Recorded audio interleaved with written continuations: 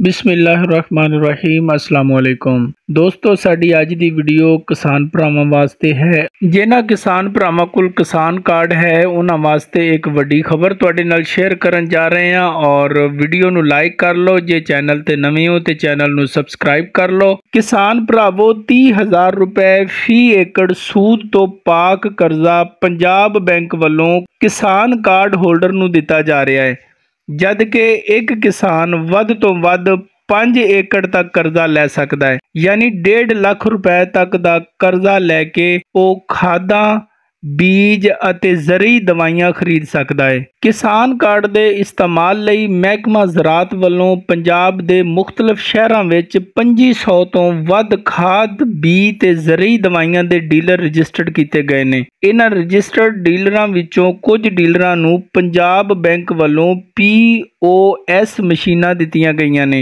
ते कुछ डीलरां दे mobile phone उत्ते ऐप डाउनलोड कर दित्ती गई है। किसान अपने इलाके दे इन्हां रजिस्टर्ड डीलरां विचों किसी भी कोल जाके रबी दियां फसलां लई खादां बीज या खेतीबाड़ी दियां दवाइयां विचों कोई भी शै कंट्रोल रेट ते खरीद सकदे ने अते पैसे अपने किसान कार्ड राहीं डीलर दे खाते विच ट्रांसफर कर सकदे ने। पूरे पंजाब तो रजिस्टर्ड डीलरां कोलों खादां बीजां अते खेती दवाइयां दी खरीद दा इह अमल 17 अक्तूबर तो शुरू होवेगा अते रबी सीजन दे एंड तक रहेगा अते किसानां नूं 25 मई तक पंजाब बैंक विचों वरती गई रकम वापस जमा करानी होवेगी। किसान कार्ड तो फायदा उठाउण लई ये वड्डी खबर तुहाडे नाल शेयर की गई है। मजीद अपडेट लैण वास्ते साडे चैनल नूं सबसक्राइब करो, वीडियो नूं लाइक करो ते इस वीडियो नूं दूजे किसान भरावां नाल भी शेयर करो। असीं किसानां नाल सरकार वालों आउण वाले रिलीफ ते तुहानूं अपडेट करदे रवांगे इंशाअल्लाह। ਇਹ दो वीडियो ਜਿਹੜੀਆਂ इस वक्त ਤੁਹਾਨੂੰ ਸਕਰੀਨ ਤੇ ਨਜ਼ਰ ਆ ਰਹੀਆਂ ਨੇ